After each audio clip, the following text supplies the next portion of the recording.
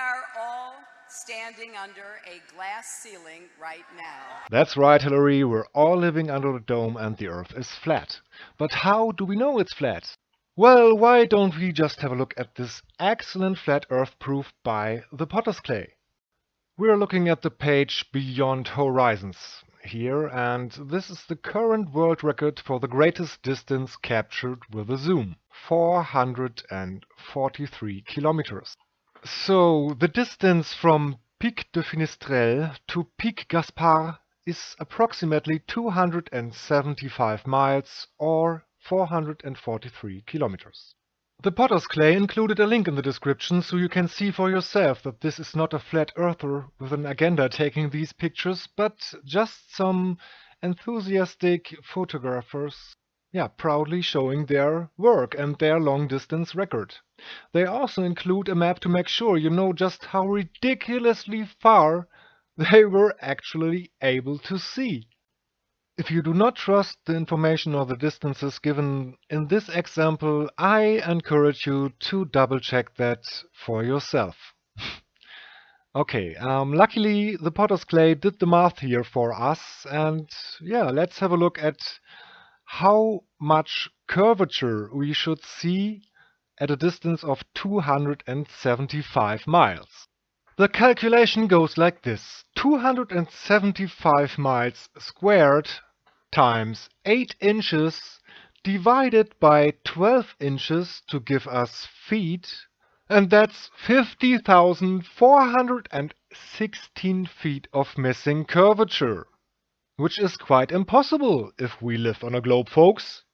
But alright, let's test one more for good measure, like the Potter's clay suggests here, and let's have a look at Grand Ferrano. If we take a look at this mountain, which is only 392 kilometers or 243 miles away from the observer in this example, the calculation goes like this. It's 243 miles squared times 8 inches divided by 12 inches, and that gives us 39,366 feet. Grand Ferrano is 2,758 meters high, which means it's 9,048 feet high. And if we now subtract the height of this mountain from the curvature we just calculated for the distance between the observer and that mountain, we have 30,000 feet of missing curve.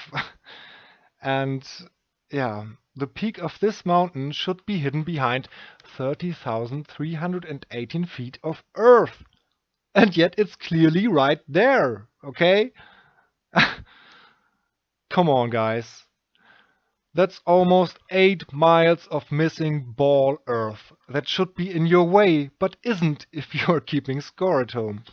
Of course, many globe fans will now object that you have to take into consideration the height of the observer too for this example, but no worries, guys.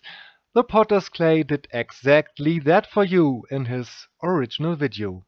I'll leave a link in the description. And while we were at it, let's just have a look at this other brilliant video by the Potter's clay in which some globe fans accidentally prove it's flat. I hope you enjoy, guys. God bless you and have a nice day. If you look up an image of the Earth and Moon, you're going to get a picture where they're quite close together. Something like that. But in reality, the Earth and Moon are about that far apart. That is the Earth and the Moon to scale. Taking the same concept, but for the solar system, every single picture of the solar system that we ever encounter is not to scale. If you put the orbits to scale on a piece of paper, the planets become microscopic, and you won't be able to see them. There is literally not an image that adequately shows you what it actually looks like from out there. The only way to see a scale model of the solar system is to build one.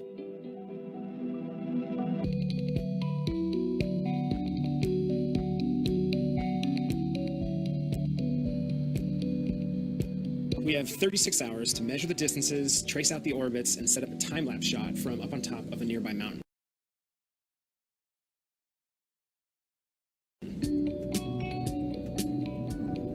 To create a scale model with an Earth only as big as this marble, you need 7 miles of empty space.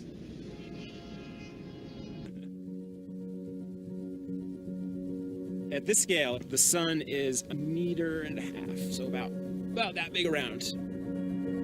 So we are driving right now to Mercury, and we've arrived.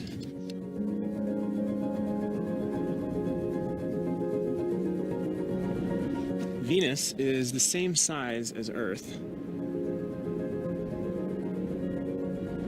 There's a world in my pocket somewhere. And Earth.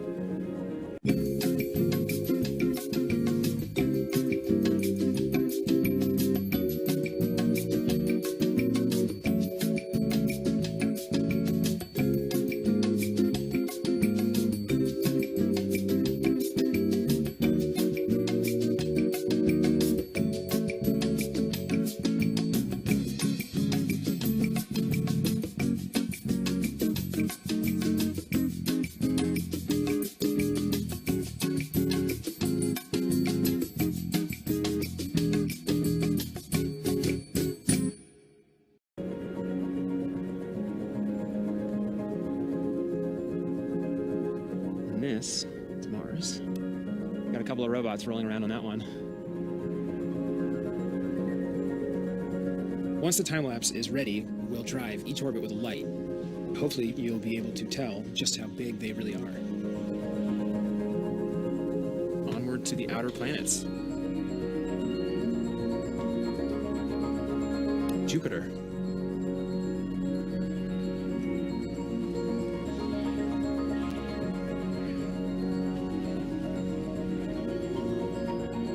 Saturn. That tiny light out there is our sun, just over a mile away.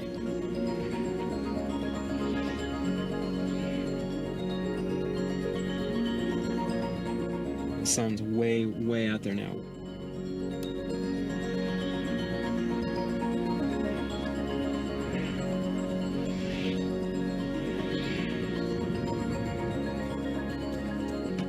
So this is it. This is the edge of the solar system.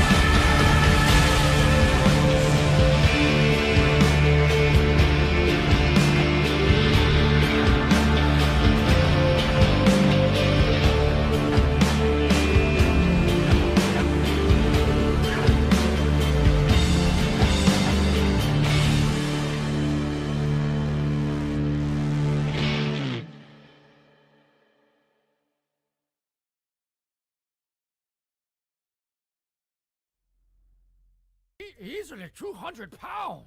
How were you able to lift him with just one arm? I don't know. I think it's I think it's because I'm flat, man.